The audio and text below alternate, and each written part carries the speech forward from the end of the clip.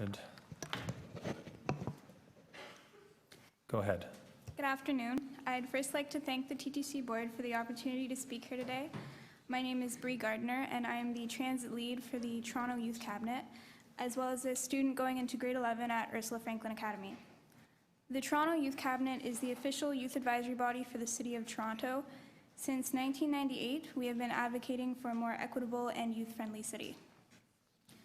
On behalf of the Youth Cabinet, I'm here today to comment on fare policy, specifically the elimination of legacy fare media, that is, tickets, tokens, and passes, without the availability of an accessible and equitable alternative. As students, most youth rely on the TTC to a large extent. In fact, 91% of students and youth under the age of 25 use some form of public transportation to move across the city on a daily basis, and of that, 93% use the TTC.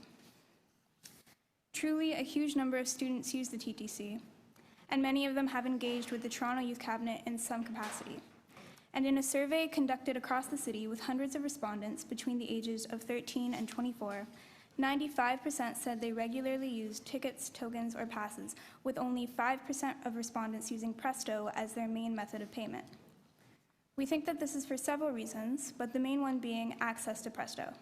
Although Presto is beginning to be introduced on buses and is a fixture on streetcars and at some subway stations, Presto is not yet system-wide. And one respondent even told us that they preferred Presto to tickets and tokens, but they could rarely use it. Because of this, we urge the TTC Board to reconsider the time frame for switching to Presto completely and increase the overlap period between the two in order to allow more time for riders, especially youth, to adapt and become more familiar with the new system. The other part of this, however, is that when Presto is available everywhere on the TTC, this new system will still not be accessible to everyone financially. When you buy a Presto card, you have to pay a non-refundable fee, which can serve as a barrier for many youth from low-income families and can even cause hardships for the families themselves. The report today also calls for an additional TTC photo ID for youth aged 13 to 19, a card that is going to pose a challenge to many young people from low-income families. This can be seen by the 19% decrease in sales of TTC post-secondary student photo ID cards, a $12 purchase that not all youth and post-secondary students are able to afford. This also creates huge problems for many organizations that work with youth, seniors, the homeless, and other groups that will often provide tickets and tokens in order to make their programming more accessible. A policy like this would create barriers for youth, especially more vulnerable at-risk youth and youth living in neighborhood improvement areas. Those barriers would stand between them and school, and healthcare, and support services, and recreational programs, and employment programs, and every other thing that is not in a youth's immediate area. In a city that has the dubious title of child poverty capital, with 28.6, nearly a third of youth living in poverty, many in neighborhood improvement areas that rely on public transit to get in and across the city, giving youth additional hoops to jump through is inaccessible, inequitable, and for many youth, it's plain impossible. One solution to this problem might be creating a system in which youth can purchase discounted Presto cards, or that organizations that serve youth from NIAs are able to purchase Presto cards at a discounted bulk price and give them to youth for free. Temporary single-use Presto cards similar to a ticket or token might also be a potential solution.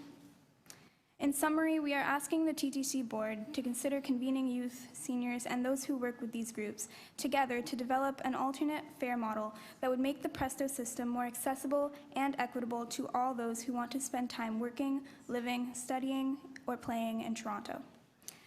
By phasing in Presto system-wide later this year and early in 2017 and creating a photo ID verification process for one of the most vulnerable communities in our city, the TTC will be doing the opposite of what it is meant to be doing, which is providing opportunities for success in our city. Thank you once again for providing this opportunity to speak. Thank you. You might have a couple questions. Commissioner Carroll, then Mihevik. Thank you. Your suggestion about increasing the overlap period, Is it a matter of us not doing a good job of communicating what the overlap will be and what the assistance to the riders will be when we get to full implementation? Or has the youth cabinet made a study of that and they really want an increase to what they know to be the overlap in Presto and Fare? We do want an increase. We want an increase of, we haven't have a firm decision on how long we want an increase to. I would say at least 1 year, I think would benefit everyone, not just youth.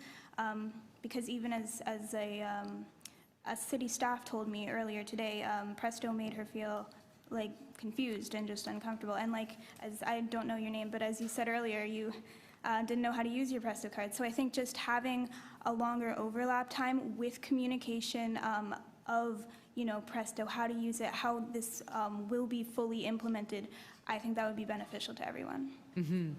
And the individual fares, if we have some way of being able to use individual fares, some systems, some card systems, they have a paper card. You can buy an individual fare or even multiple individual fares and use those. But is your feeling in surveying youth cabinet members that if we make the card an accessible thing for them to get their hands on, they prefer the card, they're going to use the card, as long as we make it easy for them to use it? Well, affordable? This survey wasn't just youth cabinet members, it was youth across the city. So obviously most of the surveys, although some were done in person, most of them were online, so we didn't have direct contact with all of the respondents. Mm-hmm. From my point of view, I think for a lot of people, Presto is an intriguing idea for young people. I think that a lot of people would buy a Presto card and would use a Presto card unless there were these financial barriers that prevented them from doing so. And like I said earlier, organizations that work with youth, like the Toronto Youth Cabinet, like local youth groups, will often provide tickets or tokens, and a single-use Presto card would be extremely beneficial to them. Mm-hmm. Mm-hmm. Okay, thank you so much for coming. It's great to see the youth cabinet back, giving us real feedback. Mr. Havoc has a question for you. Yes, thank you very much. Thank you for your very learned presentation. It was a good job. Do you think that some of it might be that we haven't used the right social media tools for youth to get the Presto thing out there? In other words, should we be using, rather than Facebook, which is kind of older folks, use Instagram and I'm not sure what else, Snapchat? So in other words, and that might just, I have a feeling that once we get 10%, we're going to get 90%. Well, first of all, I would love to see what a TTC Snapchat would look like. But I think that's a very good point, and I think that you would actually reach a lot of youth through Twitter, through Instagram, through Snapchat, even through Facebook if the Facebook page was more promoted. We need a youth strategy around Presto promotion. That's what I'm really hearing you say. Yeah, I think, yeah. Okay, fair enough. And I'm emphasizing that yes, the TTC should do as much as possible to make youth feel more comfortable with Presto, know more about Presto, how to use it, but also taking into consideration that that won't solve all the problems, that there still will be youth who might not be able to use Presto. Yes, and that's around the cost. And your biggest thing is around the cost, is that the Presto card itself, I forget what it's going to be, and $6 for the card and $6 for the picture. Is that what it is? $6 more? Well, they haven't said the price yet. That you want that lessened for students. That's your big request here. Yes.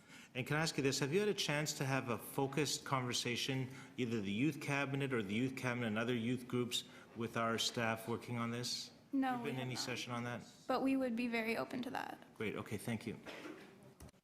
Commissioner Byers has a question for you too. So you have one more. He's over here. Sorry, and this was mostly just asked, just to be clear, if these cards were free to youth, you would have no trouble with is it fair to say you'd have no trouble with a quick transition to the new system? If there was no cost to the photo ID and a Presto card, just say, would that transition therefore would allow the youth to transition quickly to the new system? It depends still on what you mean by a quick transition. I'd still want to see the transition be longer just so that, you know, more people just feel more comfortable with it, and people know how to use it. I think that would avoid any potential drops in ridership due to this. But if they were free, then I think that might call for, I guess, less of an overlap time because, you know, there won't be really anything stopping people from going and getting one. Great, thank you. Sorry, I lied. You have one other question, too. Commissioner DeBaremaker. Thank you, through Mr. Chair, and thank you very much for coming in today. I haven't been in high school for quite a while, but as I remember, I used to have to go and get my photo ID, and I had to pay for that. Is that still the case today? I believe it used to. It is not right now. As it is now, all schools give out their own little student ID card. At my school, it's for free. I'm not sure Okay, if there's a fee for other schools, but that is used as the. Okay, and I'll clarify with staff later on. And again, through you, Mr. Chair, a more philosophical question because I have a couple high schools in my ward, and at lunchtime, all the kids leave the school, and they're at McDonald's, they're at Tim Hortons, they're spending a lot of money. So I have great sympathy when you say to me, well, a lot of students can't afford the card, but the card would cost about $5 to $7. Is that really a hardship for most students? From the perspective of a current high school student, yes, because although there are a lot of, you know, students that will go to McDonald's, Tim Hortons for lunch, there are a lot of students that don't. I mean, at least at my school, I'd say the majority of people I know just stay in. Many people don't even eat a lunch, and I mean, obviously it's none of my business, so I don't really know whether that's for financial reasons or other things. I know I personally wouldn't be able to afford going to McDonald's every day for lunch, but you think a $5 to $7 card does present a financial challenge to students? for some, yes, definitely. Okay, great, thank you very much. Thank you, Mr. Chair. Let's just see here. Okay, you're safe. Thank you.